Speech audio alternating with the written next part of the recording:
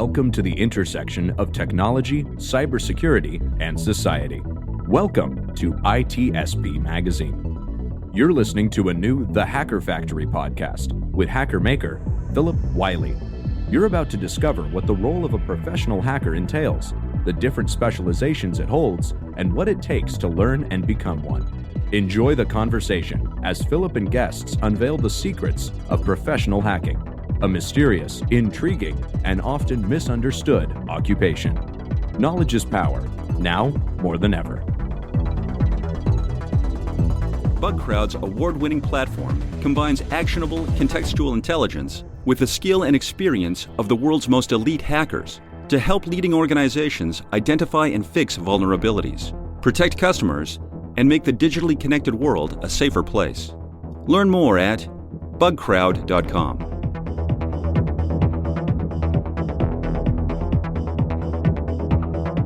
Hello and welcome to another episode of The Hacker Factory. I'm your host, Phillip Wylie, the Hacker Maker, and each episode I have a guest that shares their story of how they got started in offensive cybersecurity, bug bounty, security research, or other areas of cybersecurity. And this episode, I'm happy to welcome Derek Scheller. I know Derek from InfoSec Twitter and his stream, so it's an honor to have you on today, Derek. Yeah, definitely, man. I'm happy to be here. I mean, me and you have talked a lot. I've been following a lot of what you do over the past few years, and so being here is just amazing. It's crazy how small of a community we are that some of these big names just are starting to pop up more and more of, hey, let's collaborate, let's do things, when I still feel like I'm fighting to get, even seen. And so it's interesting, and it's been a wild year. Well, year and a half probably now. Yeah, it has. Yeah, sometimes it just takes a while. Some people are out there for a while and you don't hear. Just like I was talking to, trying to think, it was during our podcast, but talking to Heath, and he was kind of mentioning, John Hammond had been out there for years creating content, and then it's just the last couple of years that he really blew up, and people are starting to see him more and stuff. So it's just seems like sometimes just kind of a timing thing. Oh, yeah, for sure. I mean, when you're creating content, it comes down, and I've talked to Alyssa Miller about it, myself and Eric Bellardo with the two shows we do, and it's been very much trying to – it's one thing if you do a lot of conference talks. So, like, if you go to B-Sides or DEF CONs or things like that, then it becomes – it's a lot easier to get your name out there, right, because you're in front of people live and in person, or even on virtual, conferences right now. But I've never been a fan of like CFPs. It's just, I don't know. I'm the type of person, I like to talk, but I don't ever necessarily have a topic of conversation that I think will run on for a half hour, an hour, unless I'm talking to somebody else. So I always feel uncomfortable doing CFPs, and I think a lot of other people do too. So that was why I started my show. But then at the same time, if you're not in front of people, then people don't know who you are, then people don't see you, so they don't follow you or whatever. So when you're relying on doing things organically, I think it's a little bit harder. Not to say it's not hard doing CFPs and talking in front of people and things of that nature. Just I think it diminishes your audience a little bit, just because now you're limited to only certain things instead of exploring all avenues. Yeah, it's interesting how it works, because conference talks is kind of how I got started, but it's interesting too that, comparing followers and stuff, I'm not doing any better than you are. And I've only been doing my stream for, stream and podcast, the podcast since March, and streaming somewhere around the same time. But as far as the stream goes, just not that many followers on the streamer, but I guess there's a lot of people that go back and watch the videos later on too. Yeah, and that tends to be how it goes. I mean, even if you consider, at most, I think I've had 20, maybe 25 while I'm, doing my live streams and things like that. But then after the fact is when you'll see, I think the highest one I have right now is like 100 and some views, maybe 200. But I mean, that doesn't take away from what I'm doing. And the way I see it is any person reach is a person reach, even if it's the same people every week. And I find it comical because at one point, because Shannon Morris has been on the show, and me and her, we talk a lot, and I try to get a lot of advice from her on what I can do better and do different and things of that nature, especially with her audience. Granted, she does things a little differently, doing technical videos, and doesn't do a whole lot live. So hers is more well produced and thought out, and things of that nature. And so I was amazed, when you see someone like that, and in InfoSec and privacy, she's really big because she's been doing it for so long. And so I called her out one episode, and I was just like, yeah, I don't even know if Shannon watches my show, but, she's amazing people and this, that, the third. And she actually left a comment, and she was like, actually, yeah, I do watch your show. And I was like, oh, woohoo. I mean, it was after the fact, because depending on the hours that it airs and what people have going on at that time of day and things like that. But I just thought it was funny, something like that. It's always nice to know that. And again, it comes back to, I've said it before. I said it actually this past Friday on my podcast. My why is to help others. And so whether I'm losing money or making money, as long as I'm helping someone, that's all that matters to me. And so it's a lot of how I do things, man. As long as people continue to say, hey, this helps, this is worthwhile, this is useful, I'll continue to do it.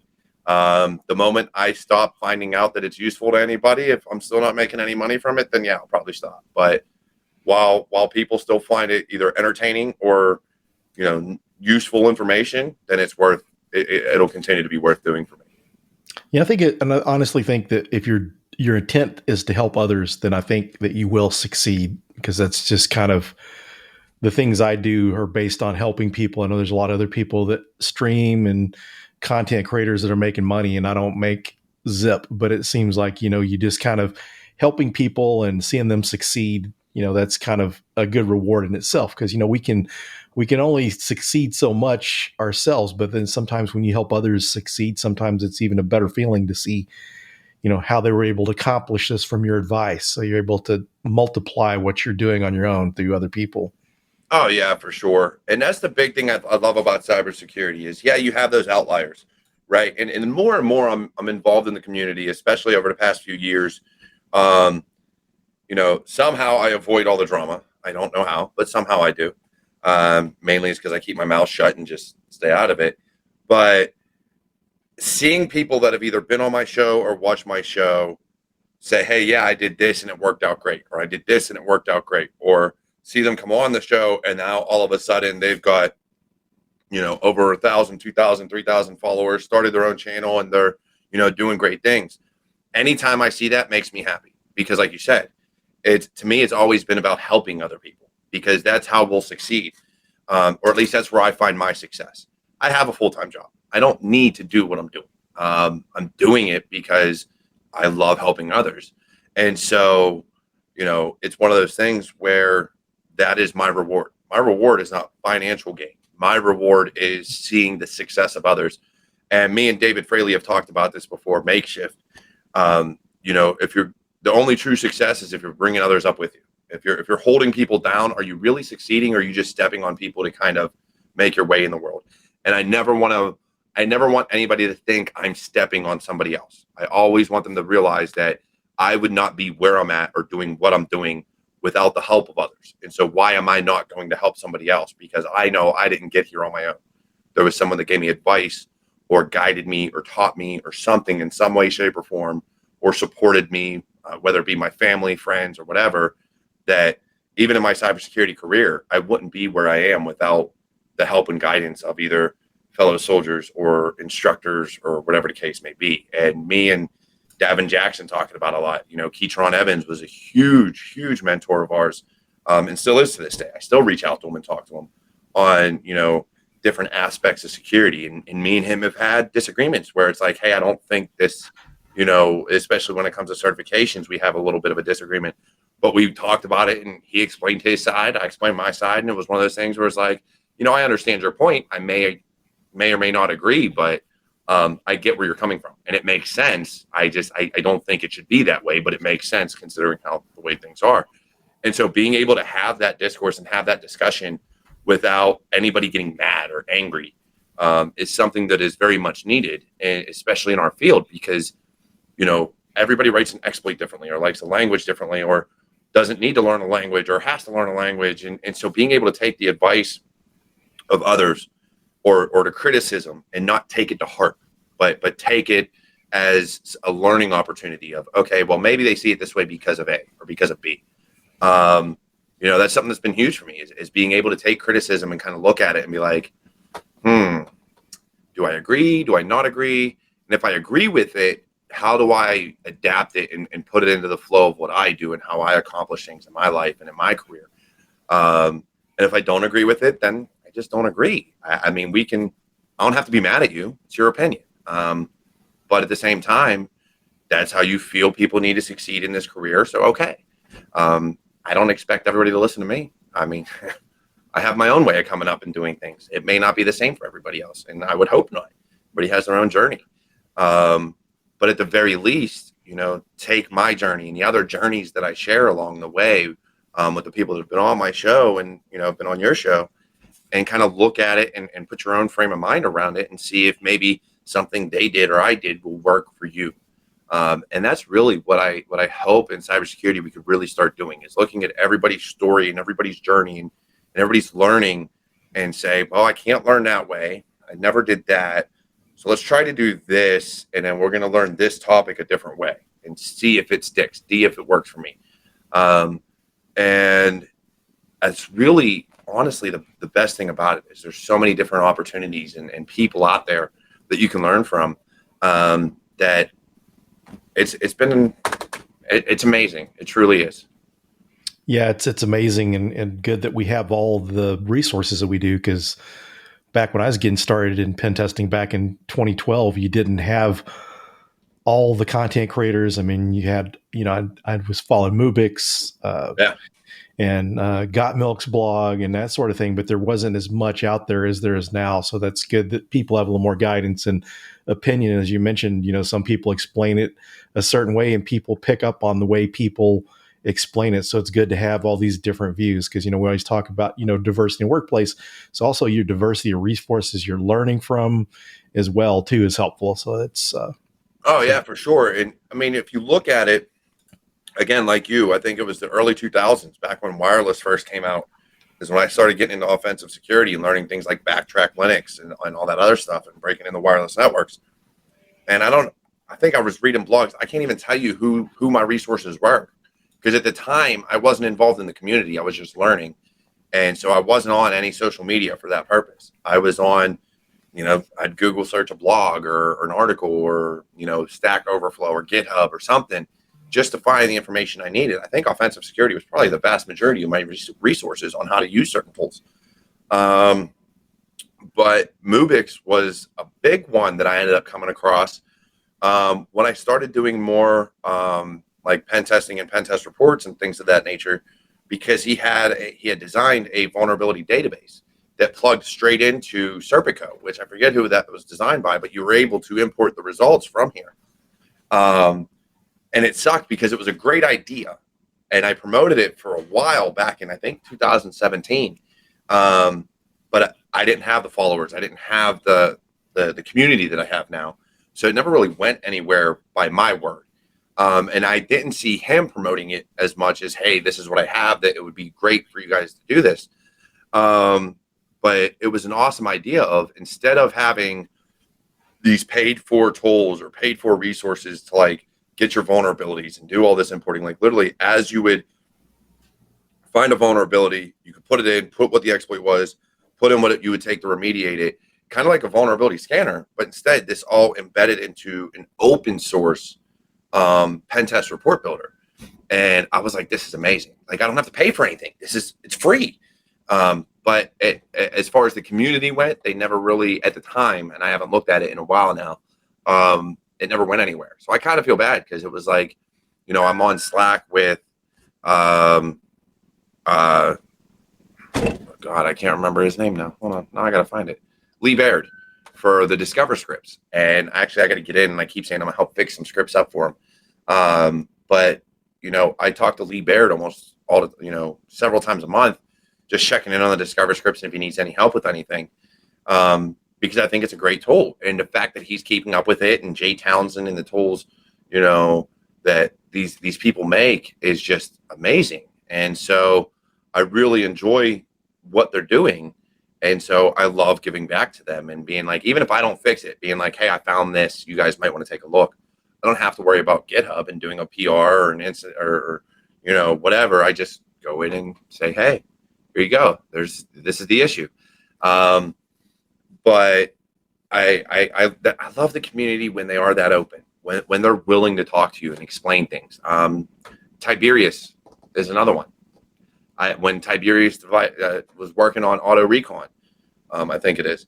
I was going through OSCP, and actually I think it was before I even started OSCP, and me and him were talking, and I was, we were discussing ways he's going to develop it for the future, the different versions he was working on. So having those conversations and learning their thought process on why they do things the way they do and the different languages they use and stuff like that, to me, it's just amazing. It's one of those things where you learn so much. I mean, I think I learned more about reverse engineering from a 17-year-old than I did trying to learn it on my own or reading articles. Like when he explained certain things to me, I was like, holy crap. And I was like, how old are you? He was like 17. I was like, God, I wish I knew this when I was your age. Like, I wish I was around this stuff. I was around computers. I was fixing computers. But when I was in my teens and stuff like that, there wasn't anything that I was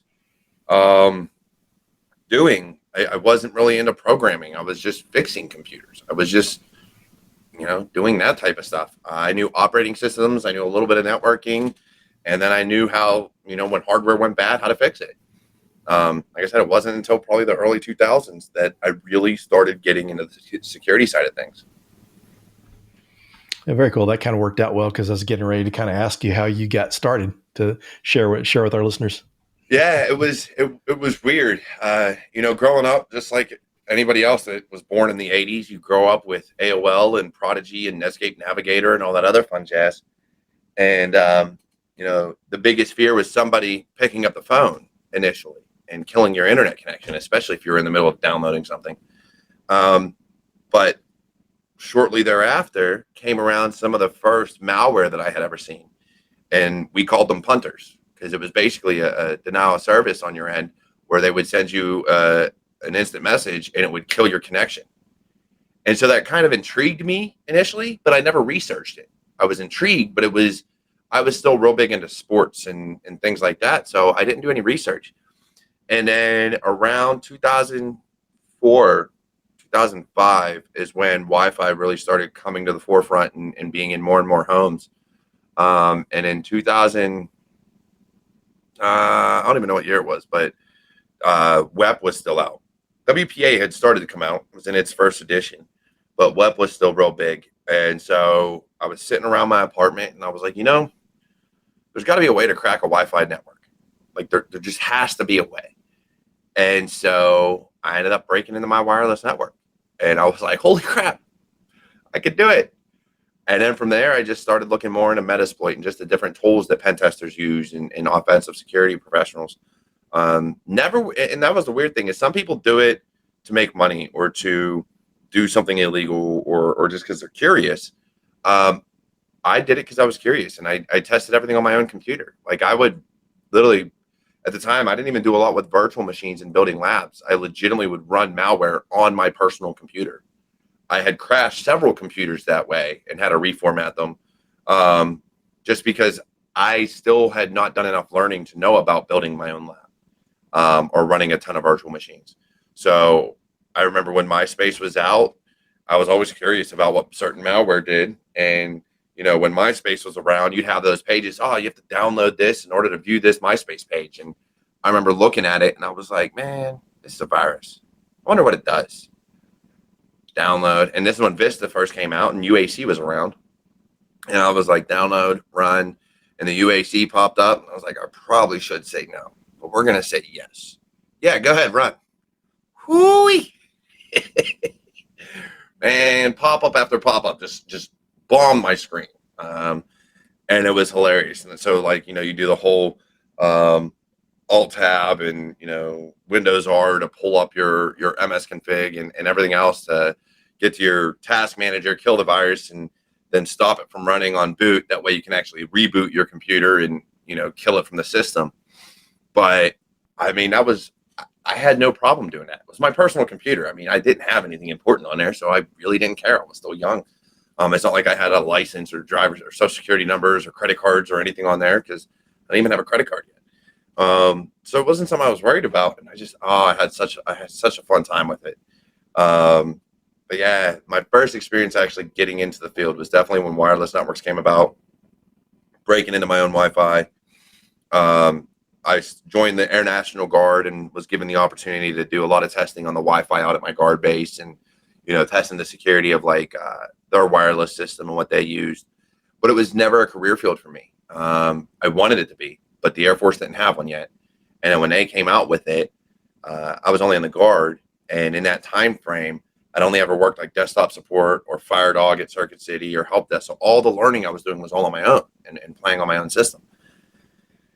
So then I went to the Army with every intent of getting into security and didn't get it right away. Ended up being a broadcast engineer and working IT networking and broadcasting and stuff.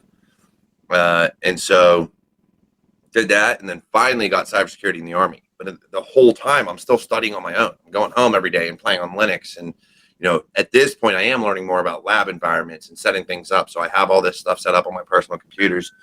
And then in 2015, I want to say it was, I finally got the cybersecurity MOS. I went through the schoolhouse, got all my SAN certs and all that other fun stuff. Got my CEH in, I think, 14, either 14 or early 15. Ended up with my CCNA and CCNA security at the same time. Graduate there, started the MOS, was there for a little while, and then got out and started working in 2017 is when I had my first civilian job in cybersecurity. And it was about October 2017. And so I did that for about 6 months. I was a consultant for a company. And it was that's what we called it. But essentially I was part of the security team for a company here in the Pittsburgh area, and, help their patch management and vulnerability management and things like that. I was there about 6 months, got horrendous pay. So decided that I was leaving anyways. So at around 6 months, I had an interview for an MSSP, and I'm getting a huge raise to go and be a blue teamer and work engineering for Sims. And that was great. Did that for about a year and a half. And then at about a year and a half, one of my buddies calls me up and he was like, "Hey, I got a pen test job. Do you want it?" I said, "Yeah." Took a pen test job, worked that for a little while. And now I'm mainly blue team, but I do pen tests on occasion when they come up for work and things of that nature. And I continue to help and learn and study, just so should it ever arise where I need to do a full-blown pen test or red team engagement again, I can still do it. I don't ever want to feel like I can't do it, which is why I like mentoring others, because then it's still fresh in my mind how these tools work and how things go. And that's another reason why I do some of the videos on my YouTube channel, is so that I can, okay, this is how Metasploit works. And sometimes I have to refresh because it's been a few months. I'm like, oh crap, how do I, get to the workspaces or do this at a third? I'll either watch one of my videos or I'll Google it and find the book on Metasploit, or I'll go to any of my numerous books on Metasploit and, Linux and things of that nature. Linux for Hackers is an amazing book. And so, it's been a long journey, because a lot of it was teaching myself it. My degree even is only in computer information systems and networking. It wasn't even in security, because those degrees didn't exist whenever I went to school. And when I started my master's degree, I ended up not finishing it because it was all paperwork. It was all reports. It was like, oh, write a 10-page report on cybersecurity, write a 10-page report on forensics or whatever. And I'm just like, when am I going to get my hands on equipment? Oh, you're not. Cool. All right. So this is worthless. All right. Good to know. Charlie Mike, go about my way. So I never finished my master's. I always intended to, but then realized it's way too much money, and I don't feel like paying for a master's degree when I don't need one. So what advice, since you do a lot of mentoring and giving advice and stuff, what would you advise for someone that wanted to get started in pen testing? One, don't ever be afraid to fail. Failure happens, mistakes happen. keep to your own lab environment initially, whether that's using Hack the Box or Try Hack Me or something like that, or building your own. Building your own is a great way to do it, because then you learn how everything works together and talks. And I think that's one of the big fundamentals that we're missing today in people trying to get into cybersecurity, is they don't know the fundamentals. So they immediately try to jump into like pen testing or, become an analyst or whatever, but they haven't done the underlying research yet. And I'm not saying get certified. You don't need a Network Plus or an A Plus or anything like that. Hell, you don't even necessarily have to work a job in the technical field. But it is very difficult to get a job in cybersecurity, and regardless, whether it's pen testing, an analyst, an engineer, a consultant, IAM, whatever, if you don't understand the underlying concepts of how networks communicate, if you don't understand, how a router talks to another router or a switch, or how this operating system can communicate to this operating system, or even how they work internally. And I only say that because there's a lot of vulnerabilities and exploits in identity management and things like that, especially with the cloud now, where if you don't know how all these pieces work together, it makes it very difficult for you to do your job. Because as a blue teamer, you have to be able to correlate data, and you can't correlate that data if you don't know where that data is coming from or what logs are going to show up. As a red teamer or as a pen tester, you have to know how to bypass certain systems, or what a firewall is and how to how it works. So your next gen firewalls are completely different, right? They're working at layers, 3 through 7. Like, they actually work at the application layer now. So if you don't understand how these things talk and work and communicate, then it'll make your job a hell of a lot harder. It'll make it a lot harder to get into the field, because then when you're asked questions about it, you won't have the answer. You may know how to find the answer, but the fact that you didn't even know the answer to some of the most basic questions, like what is port 443 used for, then it becomes a lot more difficult. It's already hard when you don't have experience. Don't add a lack of knowledge on top of that. So you should have one of the two, either experience in IT, whether that's network administration or system administration, or knowledge that you can produce, whether that's a blog post, YouTube, GitHub, something that'll show you have the information, the ability to learn what it's going to take to do that job. So you can't have none of that and expect to land a job. You have to have some way to show your work. And that just makes it easier on everybody, because these days, what's the first thing most people do when they go to hire someone? As soon as they get a resume, they're looking for a LinkedIn profile or a Facebook page or Twitter or something to see what information you're putting out and who you are. Because it lends a lot to, like I said, what is your capability to learn? Are you able to be taught? And if I don't see any willingness to learn, then why am I going to bring you on, say, where I work as a consultant? If you don't have a willingness to learn, that's a lot of what consulting is. You're learning on the fly, because different clients are going to have different technologies and do different things, especially in pen testing. There's different firewalls and different EDRs and different SIMs and different, logging mechanisms and things like that. So if you can't learn what each of these things do, it's going to make your job really, really difficult. So I have to know that you have an ability to learn. So I always say, show that ability. Write a blog or do a YouTube channel or a GitHub repo, something for the position you're going for. So what is your opinion on certifications and degrees? Do you think that's a requirement for people trying to get into the industry? I don't think it should be a requirement. I think it is. I think some companies make it a requirement, but I don't think it should be. Again, it comes down to, you can have all the certifications in the world, but if you've never put it into practice and you've never done any hands-on learning, then those certifications don't really mean much now, do they?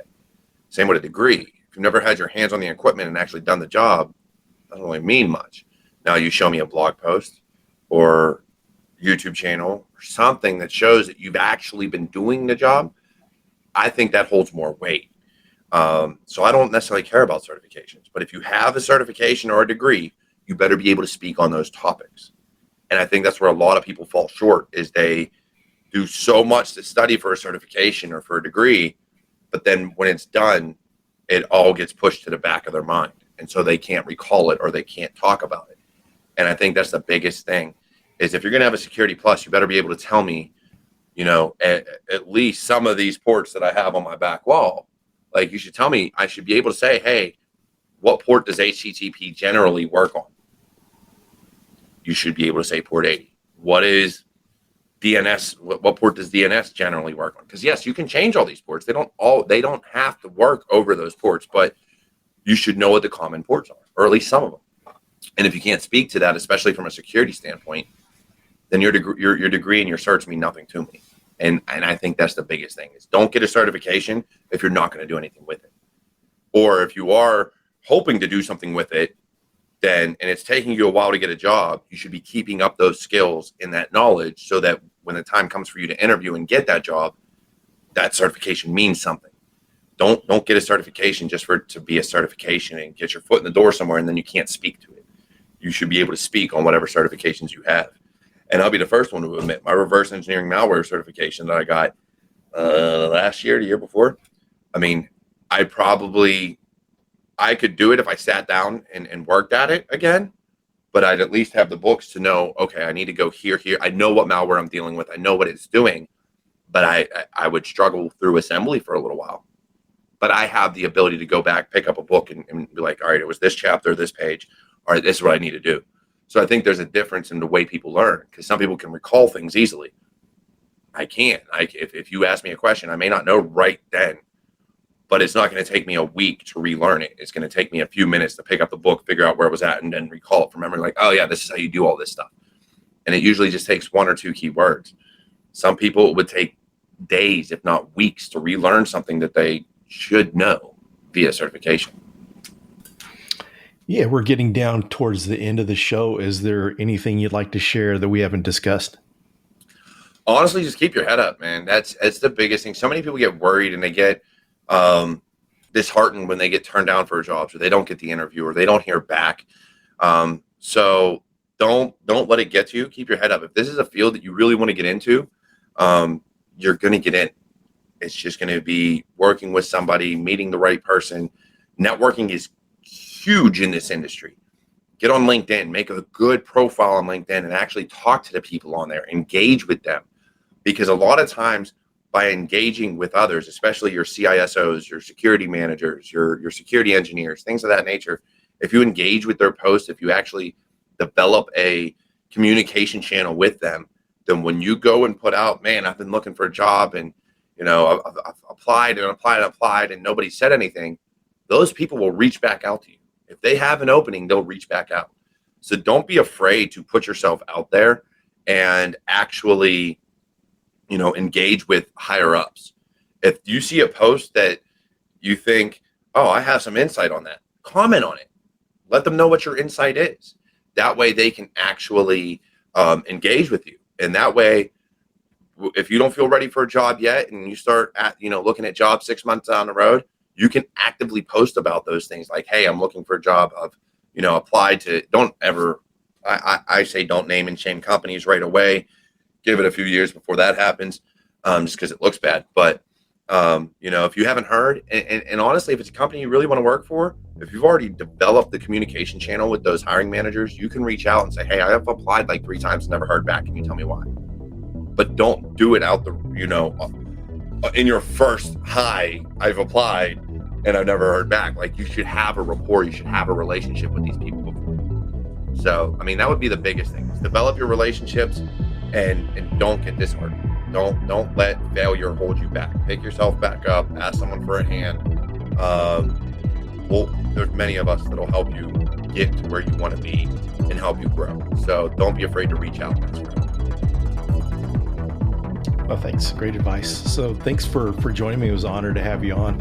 I think this can be useful to a lot of people, and I appreciate it. Yeah, man, definitely. Anytime. As always, man, it's been great having you on my show, the times you've come on. It's great being on here. And like I said, anytime you need anything, you let me know. And for anybody listening, feel free to reach out. I'm always here to help and give advice, or, you don't have to take it, but I'll give you my perspective. And then it's up to you whether or not you want to listen. So. Well, thanks again. And thanks everyone for joining, and we'll see you on the next episode. BugCrowd's award-winning platform combines actionable contextual intelligence with the skill and experience of the world's most elite hackers to help leading organizations identify and fix vulnerabilities, protect customers, and make the digitally connected world a safer place. Learn more at bugcrowd.com. We hope you enjoyed this episode of the Hacker Factory podcast with Phillip Wylie. If you learned something new and this podcast made you think, then share itspmagazine.com with your friends, family, and colleagues. If you represent a company and wish to associate your brand with our conversations, sponsor one or more of our podcast channels. We hope you will come back for more stories and follow us on our journey. You can always find us at the intersection of technology, cybersecurity, and society.